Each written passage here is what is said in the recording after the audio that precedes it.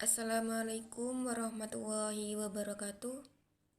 Perkenalkan, nama saya Adelia, NIM 221105020075. Di sini saya akan mempresentasikan tentang inflasi. Saya di sini akan menjelaskan pengertian inflasi. Inflasi terjadi ketika harga-harga secara umum mengalami kenaikan yang berlangsung secara terus-menerus.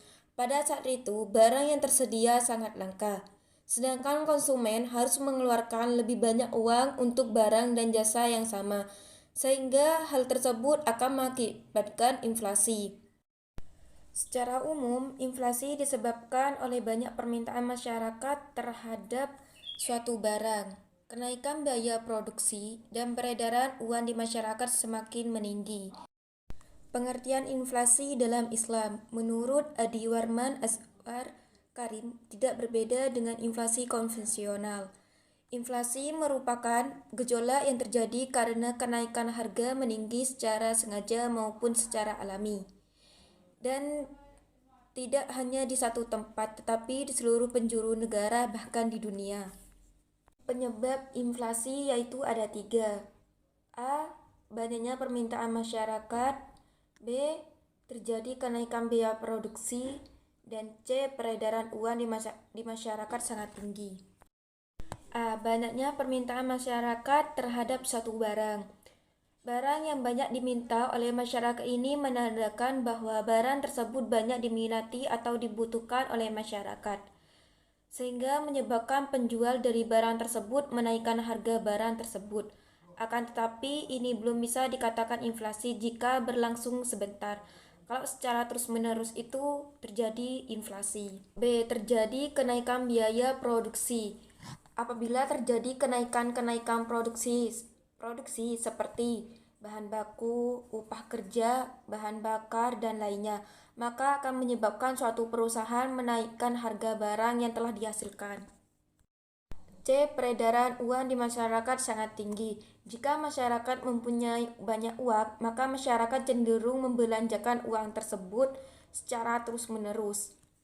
Dalam ekonomi Islam, penyebab terjadinya inflasi ada 2, yaitu natural inflation dan human error inflation. A. Natural inflation merupakan gangguan terhadap jumlah barang dan jasa yang diproduksi dalam suatu kegiatan ekonomi. Inflasi ini disebabkan karena ekspor meningkat dan impor menurun. Yang kedua, human error inflation, yaitu inflasi yang disebabkan oleh kesalahan manusia sendiri, seperti korupsi dan buruknya administrasi, pajak yang tinggi, percetakan uang berlebihan, harga barang impor mengalami kenaikan, bertambahnya jumlah penawaran terhadap uang yang berlebihan tanpa diimbangi dengan penambahan produksi atau penawaran terhadap barang. Yang terakhir, kacaunya sistem politik dan ekonomi. Yang ketiga yaitu jenis-jenis inflasi. Jenis-jenis inflasi ini ada 4. 1. Inflasi menurut sifatnya. 2. Inflasi menurut sebab terjadinya. 3. Inflasi menurut asalnya. Yang keempat, inflasi menurut harapan masyarakat. 1. Inflasi menurut sifatnya, yaitu inflasi ada 3. Inflasi merayap, inflasi menengah, inflasi tinggi. Yang inflasi merayap merupakan laju inflasi yang rendah, yaitu kurang dari 100% per tahunnya. Kenaikan harga berjalan secara lambat dengan persentase kecil dan dalam jangka waktu relatif lama. Inflasi menengah, yaitu kenaikan harga yang cukup tinggi dan berjalan dalam waktu yang relatif pendek serta memiliki sifat akselerasi. Inflasi tinggi, yaitu inflasi yang sangat parah. Harga barang menjadi naik sampai 3-4 kali lipat dari sebelumnya. Yang kedua, menurut sebab terjadinya. Ada 2, yaitu demand pull inflation. Yang kedua, cost push inflation. Yang demand pull inflation ini berawal dari kenaikan permintaan, sedangkan produksi berada pada keadaan kesempatan kerja penuh. Yang kedua, cost push inflation ini dengan naiknya harga dan turunnya suatu produksi. Yang ketiga, inflasi menurut asalnya itu ada dua. Yang pertama, inflasi yang berasal dari dalam negeri. Yang kedua, yaitu inflasi yang berasal dari luar negeri. Yang keempat, inflasi menurut harapan masyarakat, yaitu ada dua juga. Yang pertama, expected inflation merupakan inflasi yang diharapkan atau diperkirakan akan terjadi. Yang kedua, unexpected inflation, yaitu inflasi yang tidak dikirakan terjadi. Yang D, yaitu mengatasi inflasi konvensional. Ada tiga. Yang pertama, kebijakan moneter. Yang kedua, kebijakan fiskal. Ketiga, kebijakan non-moneter dan non-fiskal. 1. Kebijakan moneter merupakan kebijakan yang dikeluarkan oleh Bank Sentral di mana yang mengatur jumlah uang yang berada di masyarakat agar stabil. Untuk mengatasi ini, sasaran utamanya adalah mengurangi jumlah uang yang berada di masyarakat dan mempersulit pemberian kartu kredit.